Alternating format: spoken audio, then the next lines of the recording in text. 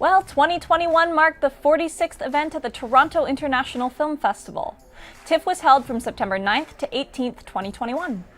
Due to continued COVID-19 pandemic protocols in Canada, the festival was staged as a hybrid of both physical and digital screenings. Socially distanced in-person screenings were held at the festival's traditional venues, including the TIFF Bell Lightbox, the Princess of Wales Theatre, and Roy Thomson Hall. The latter of the two, which hosted the world premiere of Stephen Chbosky's film adaptation of Broadway musical Dear Evan Hansen, the festival's opening night gala presentation.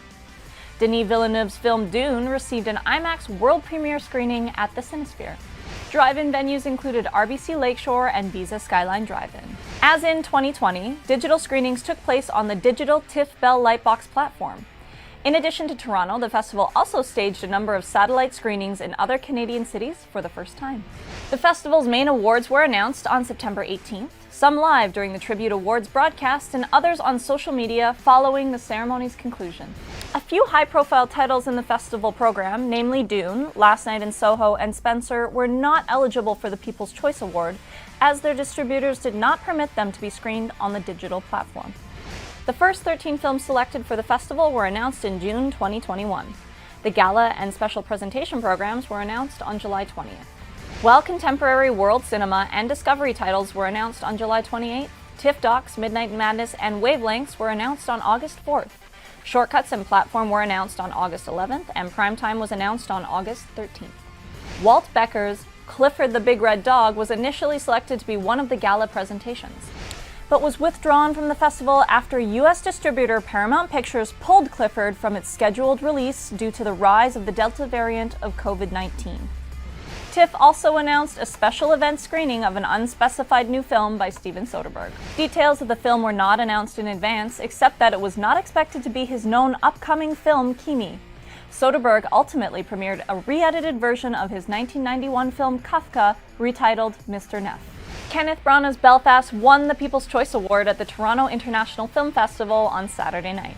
The People's Choice Award is often considered a bellwether for the Academy Awards, as the winner for the past 9 years has gone on to receive a Best Picture Oscar nomination.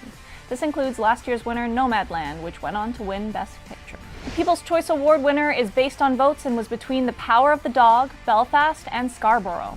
Alongside the announcement of the People's Choice Award, prizes were doled out to The Eyes of Tammy Faye star Jessica Chastain, TIFF Tribute Actor Award supported by the Tory family, The Power of the Dog star Benedict Cumberbatch, TIFF Tribute Actor Award, Dune director Denis Villeneuve, TIFF Ebert Director Award, filmmaker Alanis Obomsawin, Jeff Skoll Award in Impact Media supported by Participant Media, filmmaker Denis Goulet, TIFF Emerging Talent Award presented by L'Oreal Paris and supported by MGM, cinematographer Ari Wagner, TIFF Variety Artisan Award, and Dionne Warwick, TIFF Special Tribute Award, subject of the TIFF documentary Don't Make Me Over. Presenters included Kirsten Dunst, Rebecca Ferguson, director Michael Showalter, Eva Longoria, and David Oyelowo. TIFF co-heads Cameron Bailey and Joanna Vincent were also on hand to dole out prizes.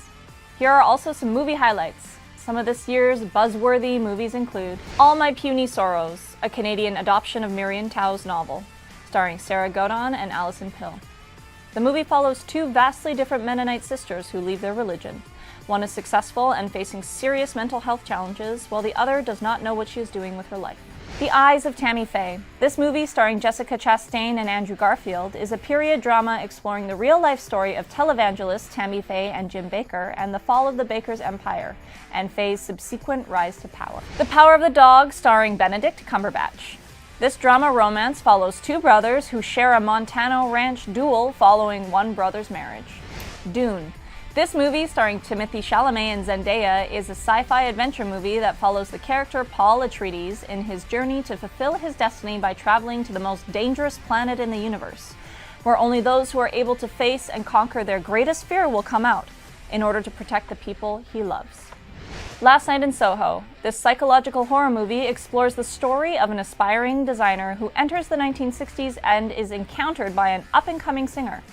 The glamour of this scene is not at all what it seems to be, and a darker twist is awaiting the audience. With adapted and enriched traditions to the Toronto International Film Festival, audiences eagerly anticipate a growth of entertainment next year. That's all for today. You're watching the International News Channel. I'm Ava Blackwell.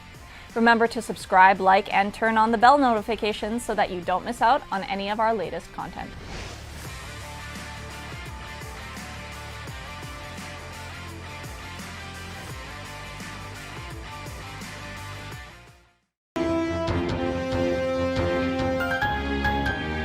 Welcome to News Talk with Simone Ivani. You're watching the International News Channel.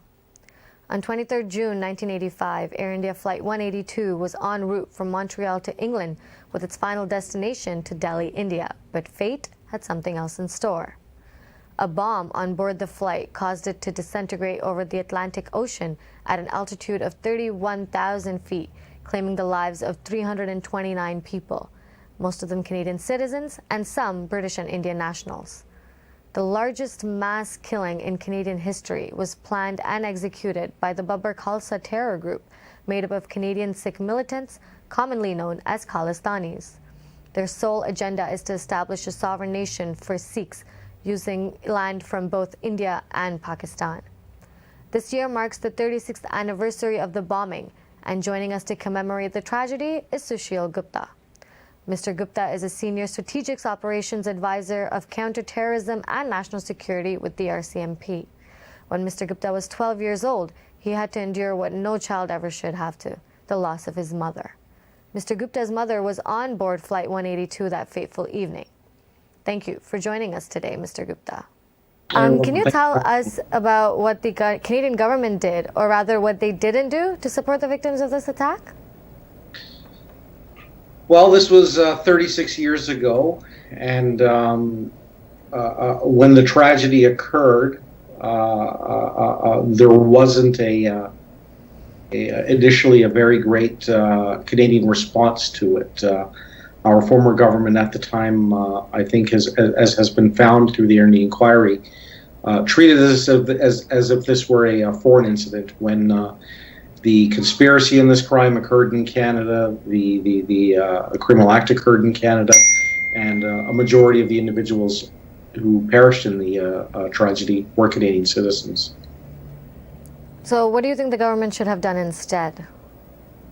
Well, I think families would have liked to have seen a collective response from the government in terms of specifically victim support to the families, which means many different things: consular support, trauma support, financial support, and investigative support, but very much so on the victim support side of things. There are a lot of things that happen to a family when they lose a loved one, especially overseas, never mind in Canada, and they require support to heal and move forward with their lives in order to respond to such a tragedy.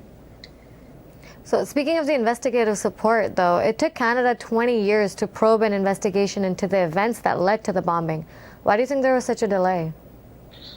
I think there were challenges. I don't think they were prepared at the time to deal with an immense tragedy and to carry out an investigation with international, with it occurring internationally, not just domestically in Canada. They also didn't have ties with the community in terms of building relationships, informants, people to come forward and build evidence. This was certainly the first significant terrorism tragedy in our country, and I don't think at the time they were prepared for that. Thankfully, I can say that I think they are more prepared today. Yeah, so speaking of that, in your article with the Toronto Star in 2019, you discussed how the Canadian government failed you and all those who were directly affected by this attack. You said, and I quote, "I am happy that the situation today had improved significantly, and there are a number of good people in the government and agencies working to support victims. There is, however, still work that needs to be done." So can you tell us more about what aspects you think have improved already and what more you think needs to be done? So certainly I'm seeing more in terms of professionally as well as personally. Coordination between government agencies, both federal, provincial, or more than both, federal, provincial, municipal, more involvement with victim support organizations across the country. We have integrated national security and counterterrorism enforcement teams across the country.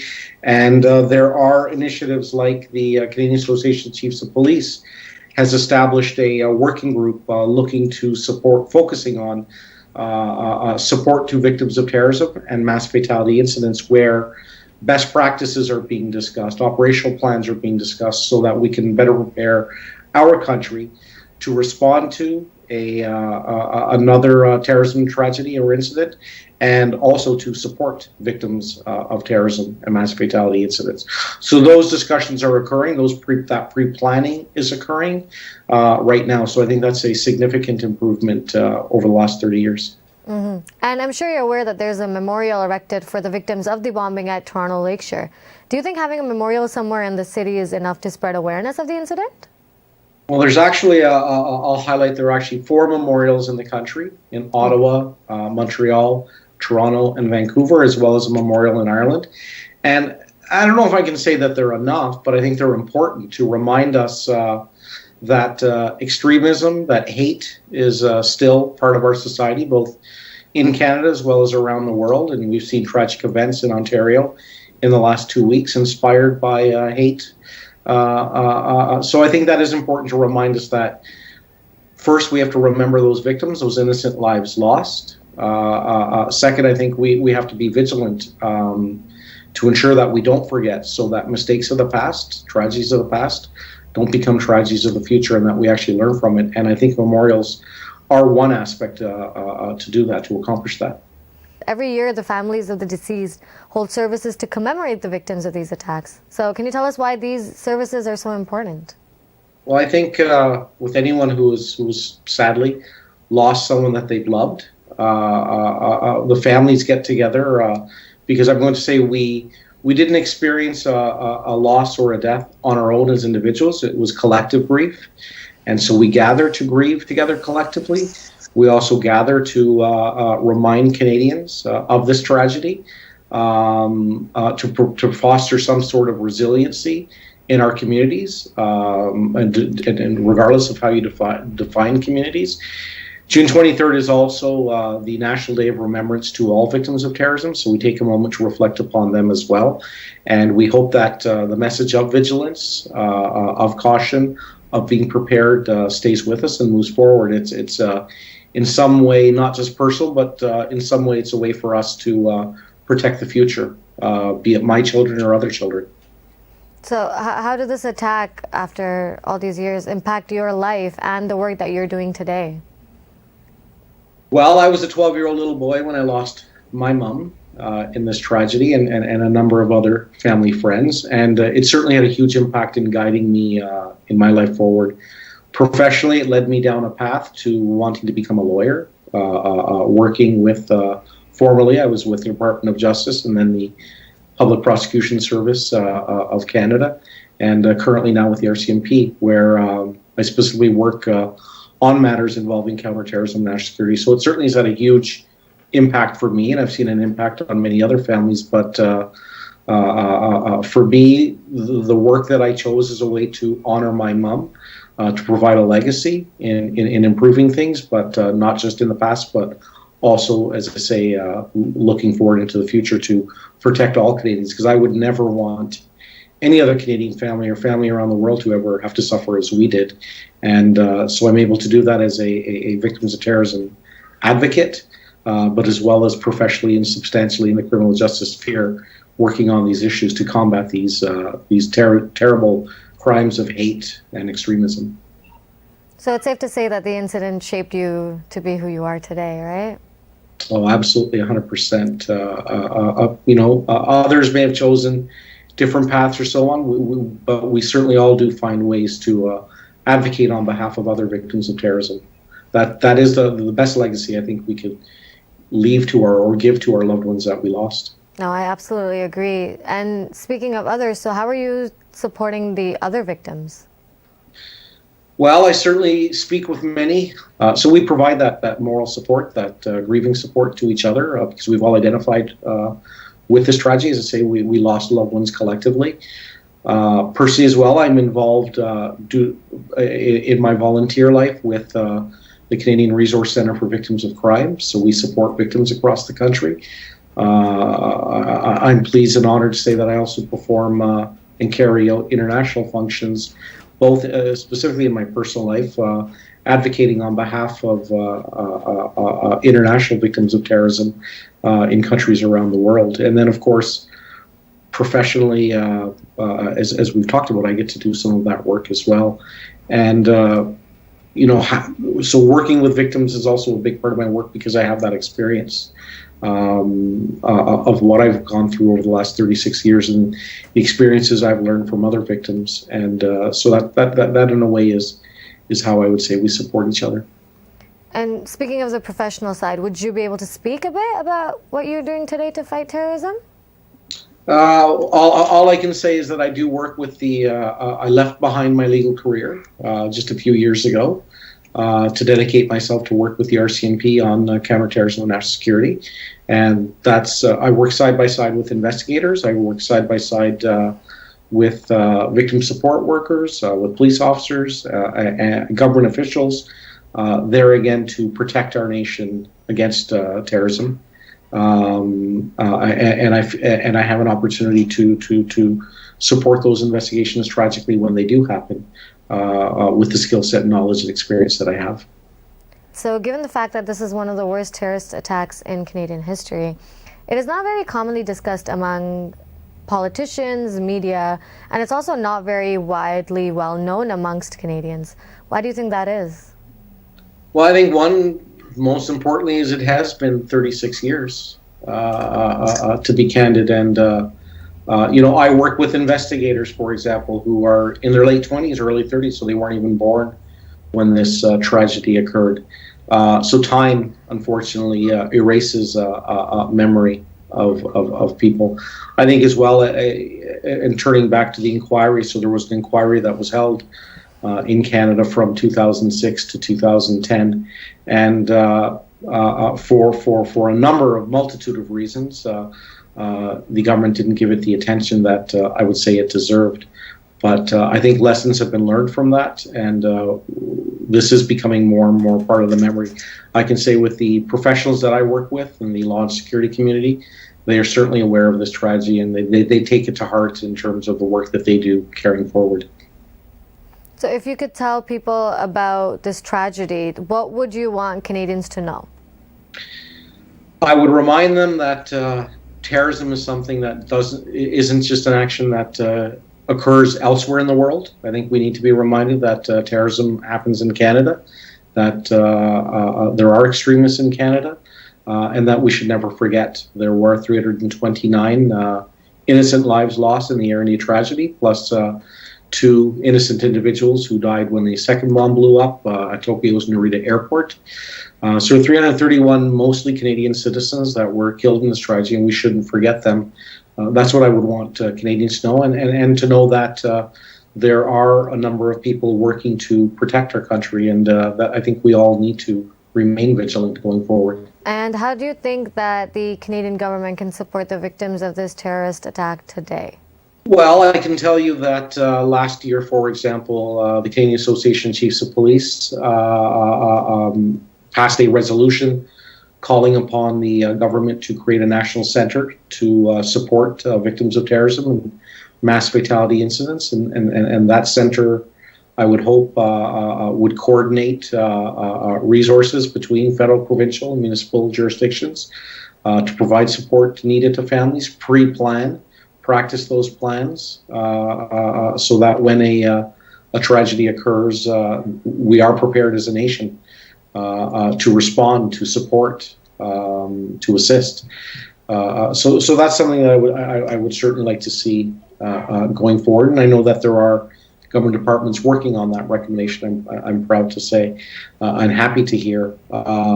So that would be key, is remembering that it has occurred. It's not somewhere else, and ensuring as well, being a voice as well for victims, being a voice to ensure that our elected official and policymakers and our governments are preparing to support us when we are all in need. Because I think, no one expects to wake up one day and have a tragedy like this occur to them.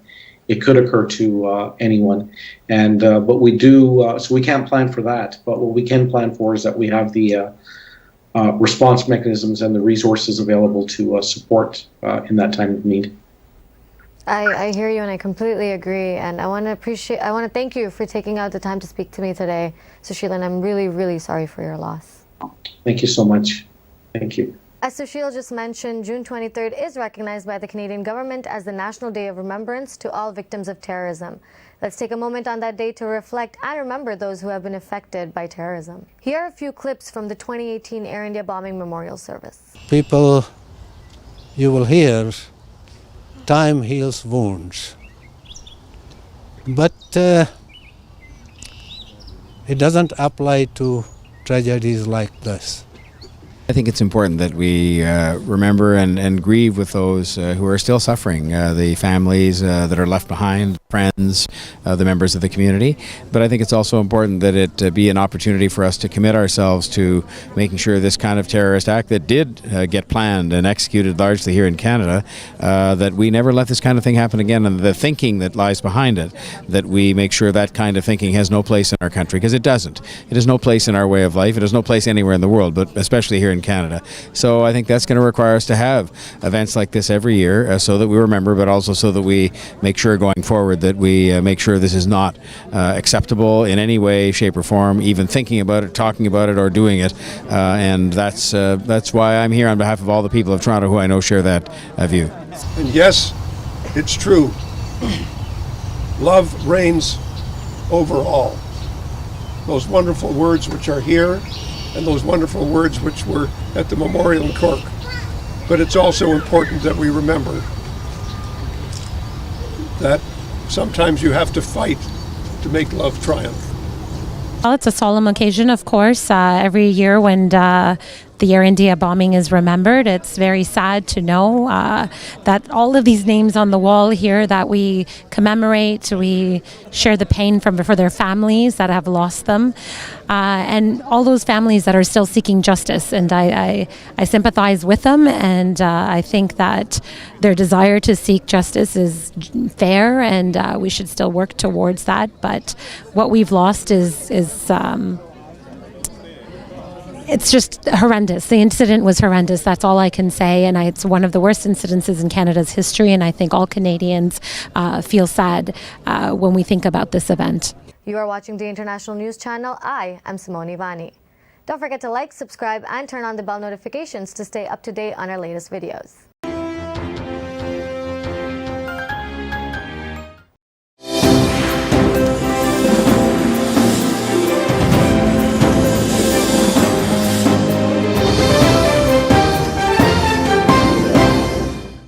Welcome to News Talk with Simone Ivani at the International News Channel.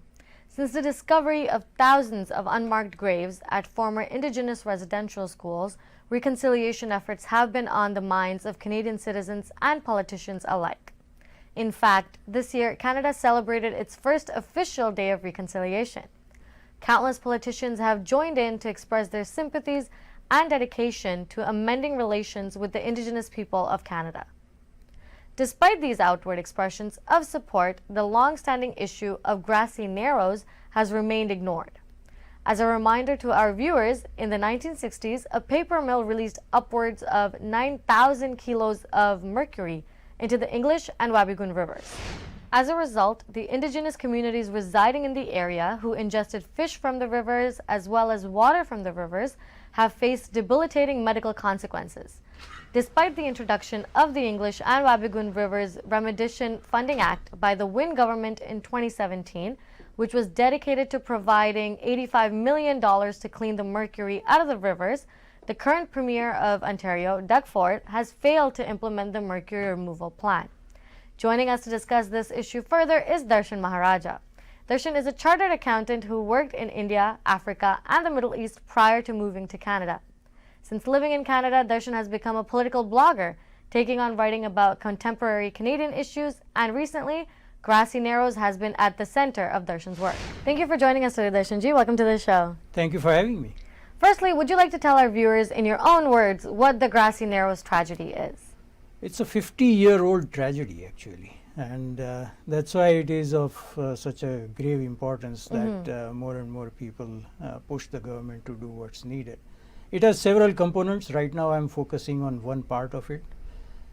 What happened was in 1960s and early 1970s, a paper mill, which is located about 150 kilometers upstream from Grassy Narrows, released mercury, which they were using in their manufacturing process, into the rivers. And this became known by early 70s, and after even 50 years the mercury is still there. It has not been removed. And initially, because people didn't know, they were eating the fish that was contaminated with the mercury. So the mercury ended up in their own bodies, and mercury is a substance that once it enters a person's body, it doesn't go away. Yeah. It can even be transferred from mother to child via placenta. So it has a very serious health effect, debilitating you can call it. Yeah. Neurological conditions, and there is a whole group of medical issues that arise because of mercury in the body. Collectively they are known as Minamata disease. Okay. This is because initially it was noticed first in a place called Minamata in Japan, and the health issue is one, providing the medical care facility there, which is federal jurisdiction, is another, and then cleanup of the river all the way from the mill, which is still functioning, all the way to Grassy Narrows, and there are 3 or 4 other First Nations reserves there. Cleaning up all that water is very important. It's, in my personal opinion, a matter of international shame for Canada that, being such a prosperous country, we haven't been able to deal with this for 50 years. So I just decided to focus on one particular part of it, which is just cleaning up the rivers, which is provincial jurisdiction. Yeah. So there hasn't been any progress on removing mercury at Grassy Narrows, or some? None at all. Now, what happened was in 2017, the Liberal government of the time in Ontario set up $85 million in funds, as you said. Yeah. And then a panel was constituted, which included not just people from the government, but also from the First Nations communities in that area, including Grassy Narrows and 4 others. Yeah. So the work is supposed to have begun in 2018, but the minister tabled the latest report yesterday in the parliament, and they are still collecting samples 3 years later. So you've clearly done a lot of research, and you've written about it a lot too. So what about this story spoke out to you first? It's a humanitarian tragedy. Yeah. And if you think of any other similar industrial accidents or pollution caused by industry, the record, if you check, of each incident and how it was then attended to, this I think qualifies as the worst, and that hurts me as a Canadian. Yeah. Because we are not just a prosperous country, but we are also a proud country. And we want to address any issues that may arise. Preferably they should not arise, but if they do, then it should be attended to in a reasonable time frame. 50 years is by no means a reasonable time frame. That's quite a lot. So that's what hit me. Yeah. Actually, I didn't know much about it.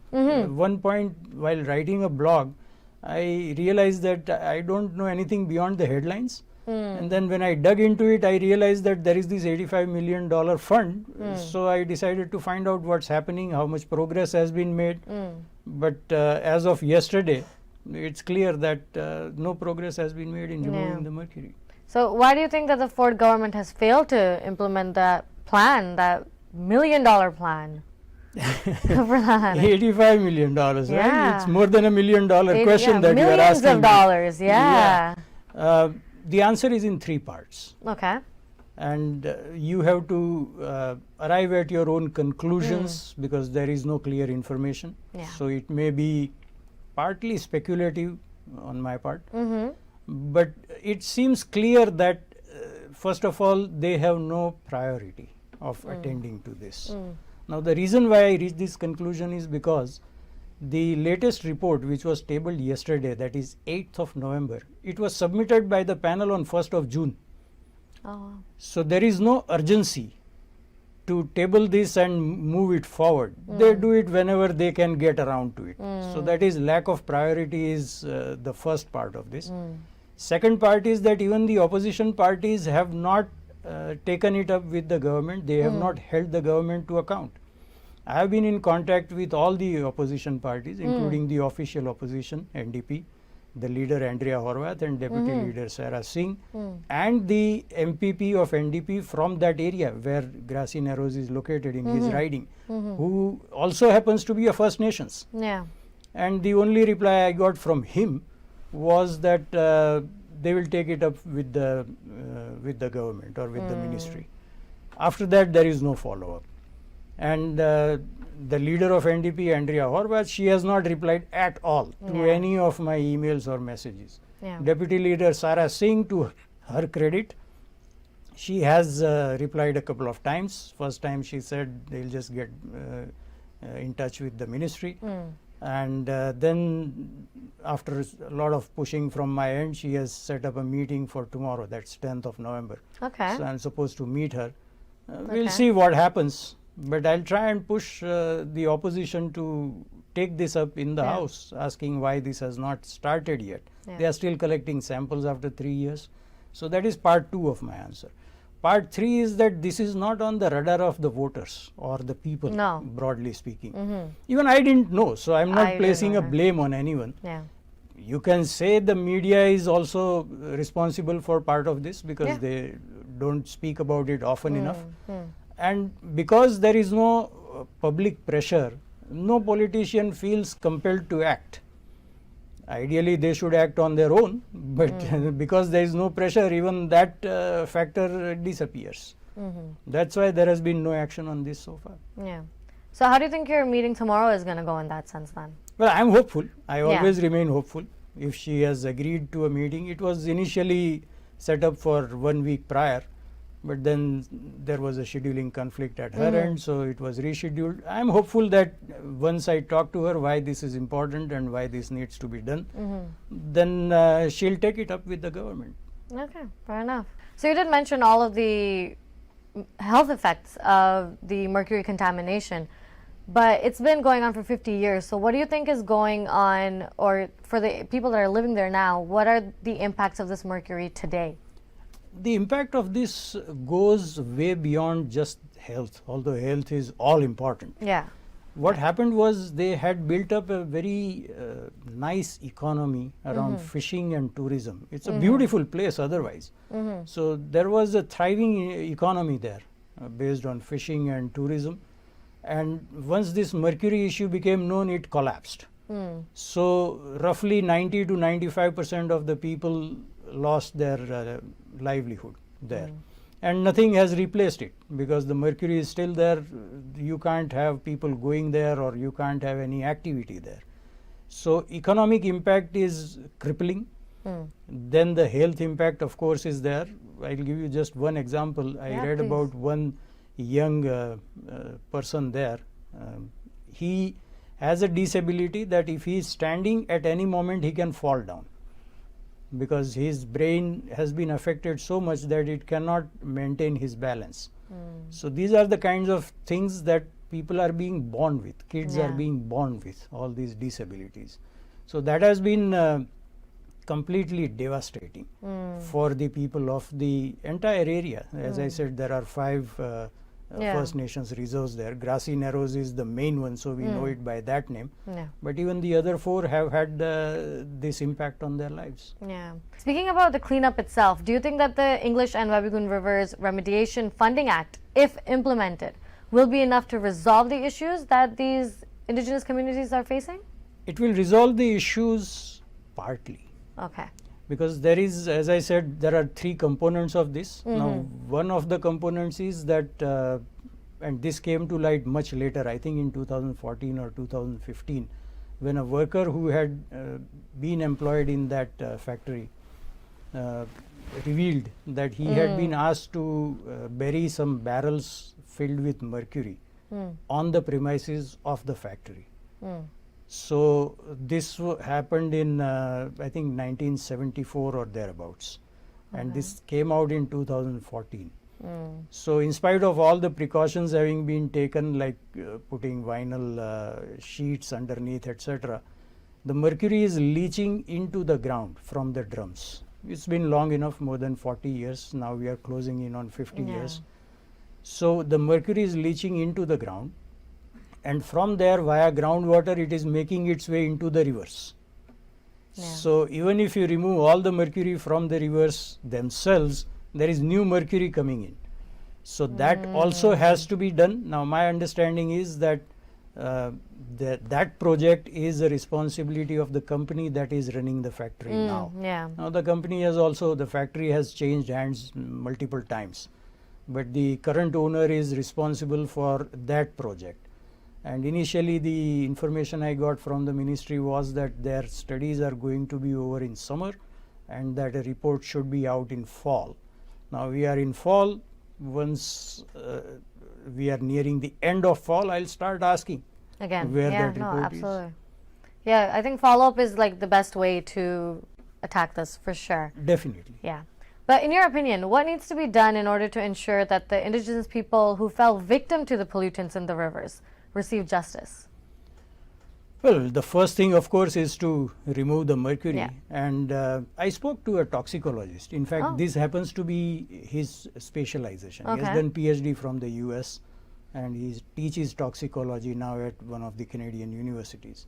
I spoke to him and he said that there is no way this should have gone 3 years for just collecting samples. Yeah. Samples collection in a 130 kilometer stretch of river and adjacent areas should have been done much earlier than that.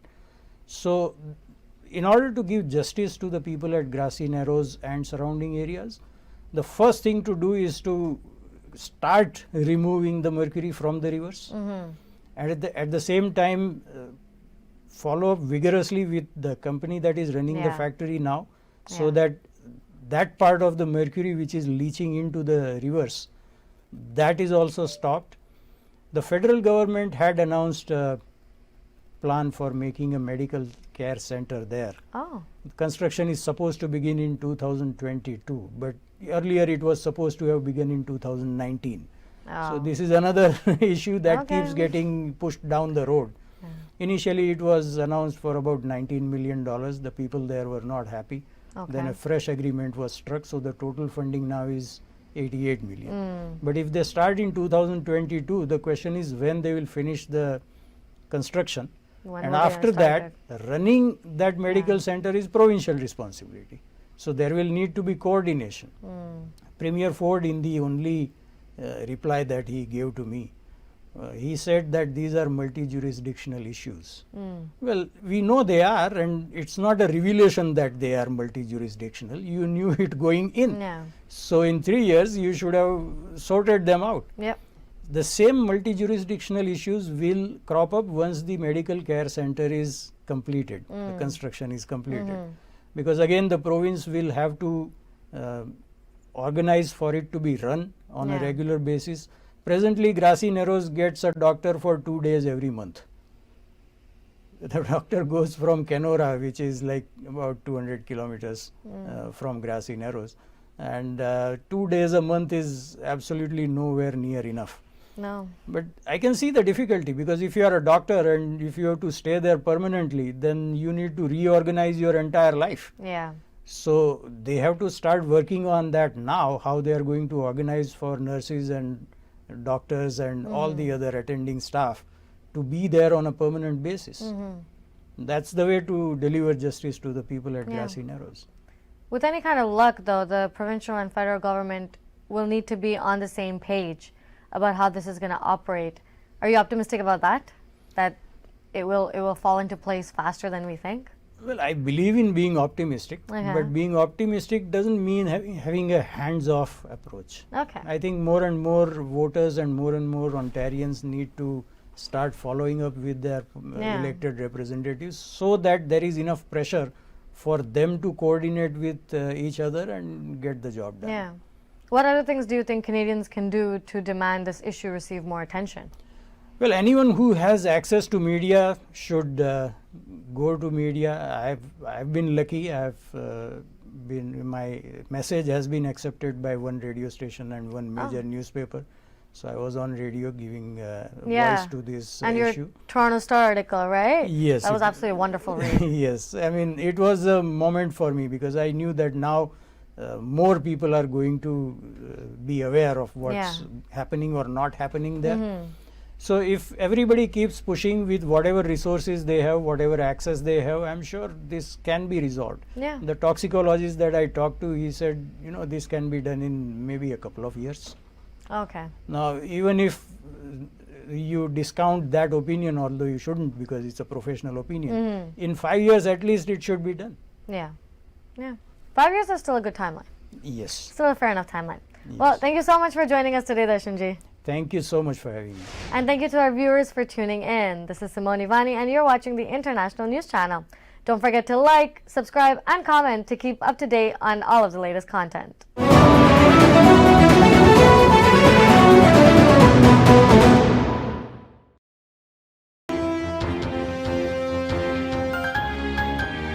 Welcome to News Talk with Simone Ivani, an International News Channel of TAG TV.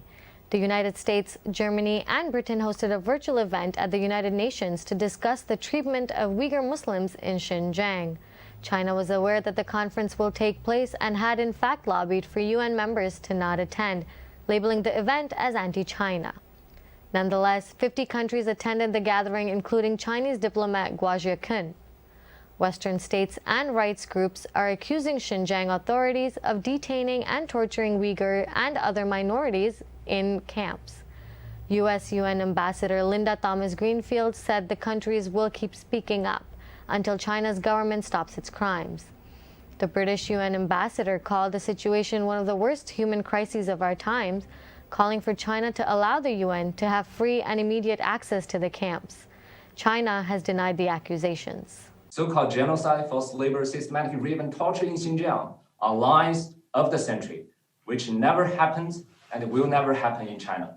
China has nothing to hide on Xinjiang. Xinjiang is always open.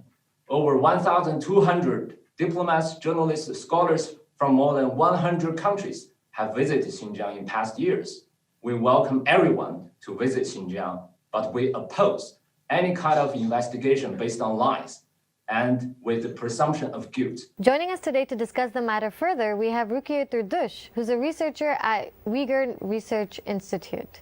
Welcome, Rukiye. Thank you very much for having me. Glad to have you on the show. So, what do you feel about the recent conference hosted to discuss the treatment of Uyghur Muslims in Xinjiang? I feel supported. Of course, all of the Uyghurs feel supported. Thank you very much for this event, because they demand China to stop the genocide and ask China unimpeded access for the UN High Commissioner for Human Rights. And I think if there is no genocide, China should allow UN Human Rights Commissioner for UN Human Rights Commissioner to access to the region if they have nothing to hide. A day after the conference, 5 Muslim leaders from the Xinjiang region said that China is not suppressing religious freedoms and is in fact improving livelihoods by countering religious extremism and educating people about the law. Why do you think that there's such a big difference in both narratives? What China said is total lie. It cannot hold the truth because we mounted evidence. We have satellite images. We have survivors here, and so many witnesses. If you go into Xinjiang victims database, more than 14,000 people disappeared, arrested. We have full of evidence here. If China said they are terrorists, these people are re-educated, they just want to cover their crime, nothing else.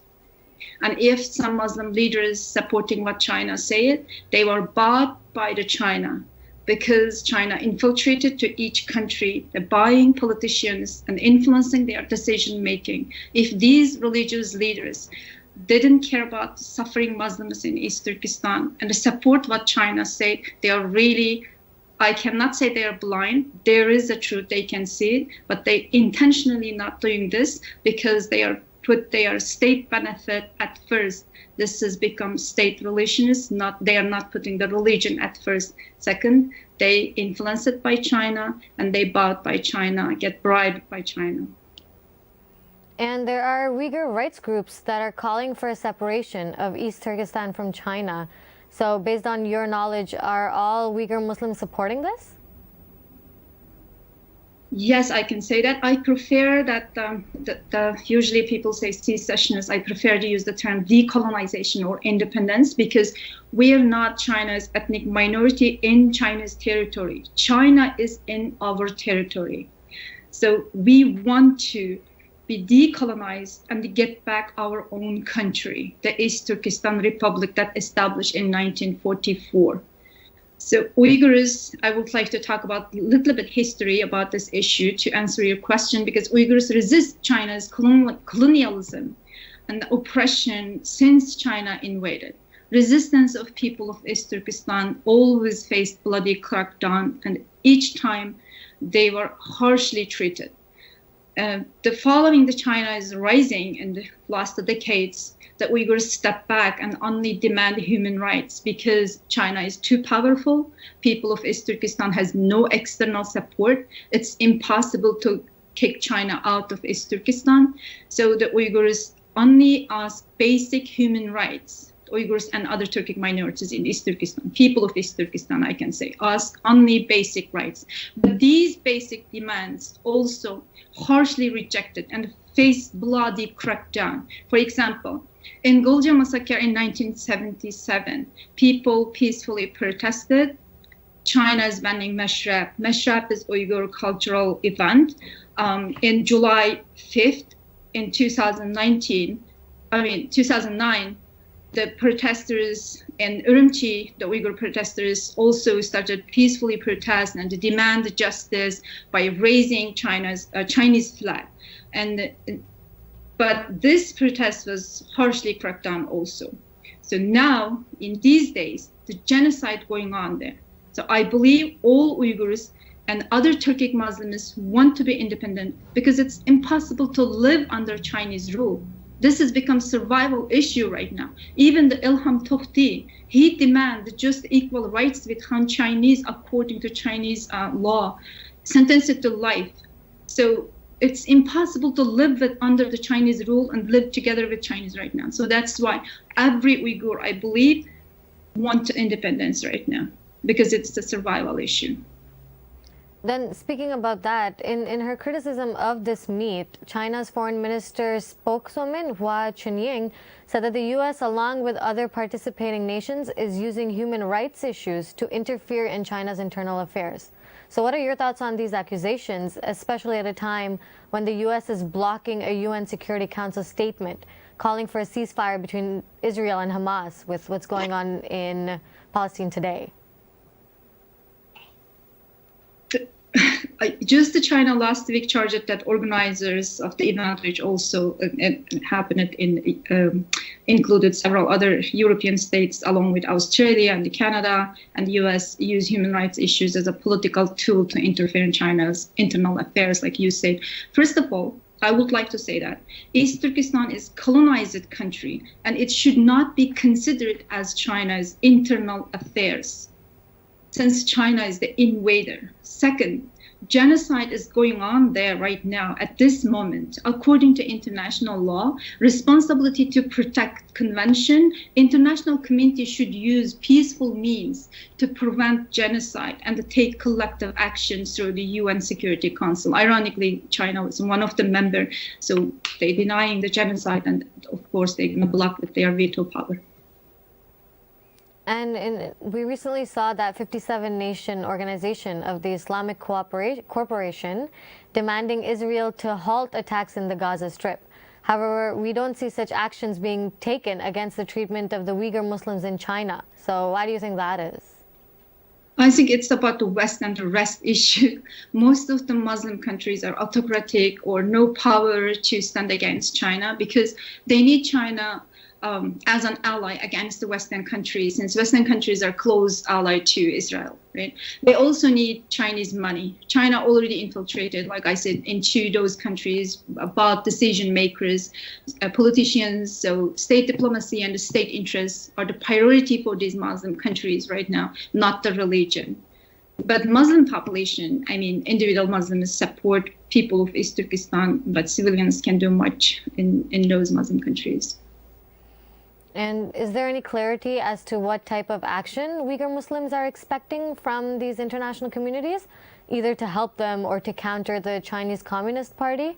And if so, is there an independent state for these minorities? Is that a possibility to be able to separate from China?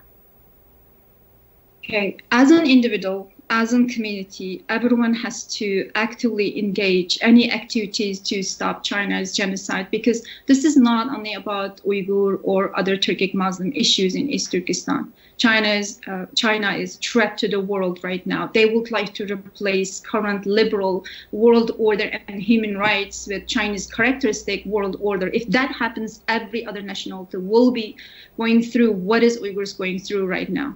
And already many autocratic countries accept Chinese model to control its own people. And so it's a very dangerous, and everyone has to push their governments to stand up, recognize China's genocide and stop this genocide and to take action. And you just to say how we can, with the help of international community, can we become independent, right? One of your question. I'm thinking, we can, if the international community respect the international law. They should support Uyghurs and to stop the genocide.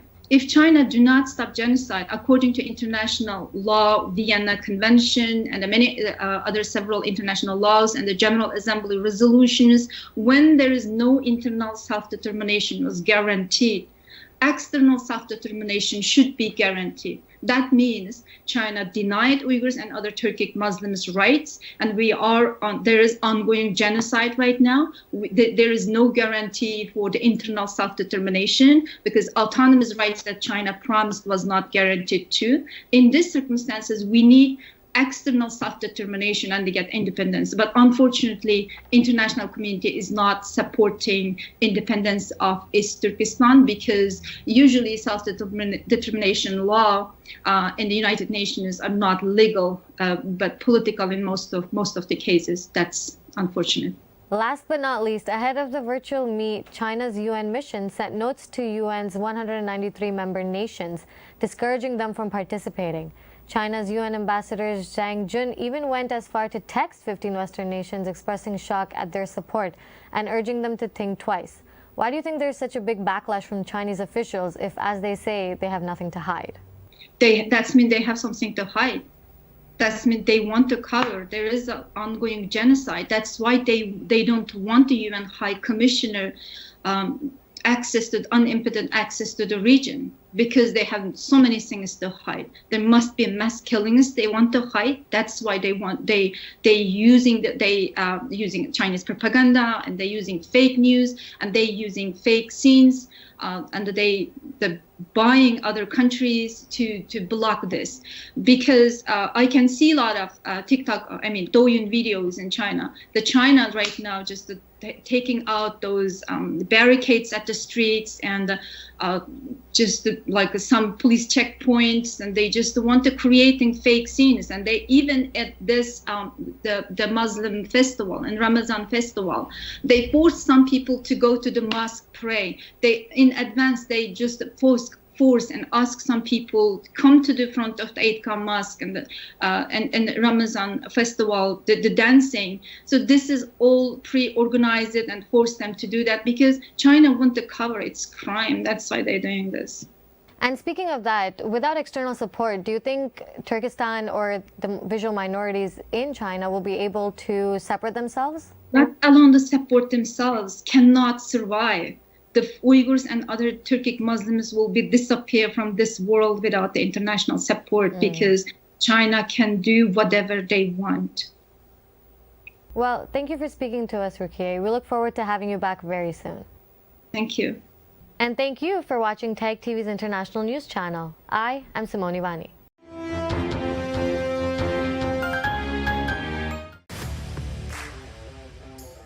Well, 2021 marked the 46th event at the Toronto International Film Festival. TIFF was held from September 9th to 18th, 2021. Due to continued COVID-19 pandemic protocols in Canada, the festival was staged as a hybrid of both physical and digital screenings. Socially distanced in-person screenings were held at the festival's traditional venues, including the TIFF Bell Lightbox, the Princess of Wales Theatre, and Roy Thomson Hall. The latter of the two, which hosted the world premiere of Stephen Chbosky's film adaptation of Broadway musical Dear Evan Hansen, the festival's opening night gala presentation. Denis Villeneuve's film Dune received an IMAX world premiere screening at the Cinesphere. Drive-in venues included RBC Lakeshore and Visa Skyline Drive-In. As in 2020, digital screenings took place on the digital TIFF Bell Lightbox platform. In addition to Toronto, the festival also staged a number of satellite screenings in other Canadian cities for the first time. The festival's main awards were announced on September 18th, some live during the Tribute Awards broadcast and others on social media following the ceremony's conclusion. A few high-profile titles in the festival program, namely Dune, Last Night in Soho, and Spencer, were not eligible for the People's Choice Award, as their distributors did not permit them to be screened on the digital platform. The first 13 films selected for the festival were announced in June 2021. The gala and special presentation programs were announced on July 20th. While contemporary world cinema and discovery titles were announced on July 28th, TIFF Docs, Midnight Madness, and Wavelengths were announced on August 4th. Shortcuts and Platform were announced on August 11th, and Primetime was announced on August 13th. Walt Becker's Clifford the Big Red Dog was initially selected to be one of the gala presentations, but was withdrawn from the festival after U.S. distributor Paramount Pictures pulled Clifford from its scheduled release due to the rise of the Delta variant of COVID-19. TIFF also announced a special event screening of an unspecified new film by Steven Soderbergh. Details of the film were not announced in advance, except that it was not expected to be his known upcoming film, Kimi. Soderbergh ultimately premiered a re-edited version of his 1991 film Kafka, retitled Mr. Neff. Kenneth Branagh's Belfast won the People's Choice Award at the Toronto International Film Festival on Saturday night. The People's Choice Award is often considered a bellwether for the Academy Awards, as the winner for the past 9 years has gone on to receive a Best Picture Oscar nomination. This includes last year's winner Nomadland, which went on to win Best Picture. The People's Choice Award winner is based on votes and was between The Power of the Dog, Belfast, and Scarborough. Alongside the announcement of the People's Choice Award, prizes were doled out to The Eyes of Tammy Faye star Jessica Chastain, TIFF Tribute Actor Award supported by the Tory family, The Power of the Dog star Benedict Cumberbatch, TIFF Tribute Actor Award, Dune director Denis Villeneuve, TIFF Ebert Director Award, filmmaker Alanis Obomsawin, Jeff Skoll Award in Impact Media supported by Participant Media, filmmaker Denis Goulet, TIFF Emerging Talent Award presented by L'Oreal Paris and supported by MGM, cinematographer Ari Wagner, TIFF Variety Artisan Award, and Dionne Warwick, TIFF Special Tribute Award, subject of the TIFF documentary Don't Make Me Over. Presenters included Kirsten Dunst, Rebecca Ferguson, director Michael Showalter, Eva Longoria, and David Oyelowo. TIFF co-heads Cameron Bailey and Joanna Vincent were also on hand to dole out prizes. Here are also some movie highlights. Some of this year's buzzworthy movies include All My Puny Sorrows, a Canadian adoption of Miriam Tao's novel, starring Sarah Godon and Alison Pill. The movie follows two vastly different Mennonite sisters who leave their religion. One is successful and facing serious mental health challenges, while the other does not know what she is doing with her life. The Eyes of Tammy Faye. This movie, starring Jessica Chastain and Andrew Garfield, is a period drama exploring the real-life story of televangelists Tammy Faye and Jim Bakker and the fall of the Baker's empire, and Faye's subsequent rise to power. The Power of the Dog, starring Benedict Cumberbatch. This drama romance follows two brothers who share a Montana ranch duel following one brother's marriage. Dune. This movie, starring Timothée Chalamet and Zendaya, is a sci-fi adventure movie that follows the character Paul Atreides in his journey to fulfill his destiny by traveling to the most dangerous planet in the universe, where only those who are able to face and conquer their greatest fear will come out, in order to protect the people he loves. Last Night in Soho. This psychological horror movie explores the story of an aspiring designer who enters the 1960s and is encountered by an up-and-coming singer. The glamour of this scene is not at all what it seems to be, and a darker twist is awaiting the audience. With adapted and enriched traditions to the Toronto International Film Festival, audiences eagerly anticipate a growth of entertainment next year. That's all for today. You're watching the International News Channel. I'm Ava Blackwell. Remember to subscribe, like, and turn on the bell notifications so that you don't miss out on any of our latest content.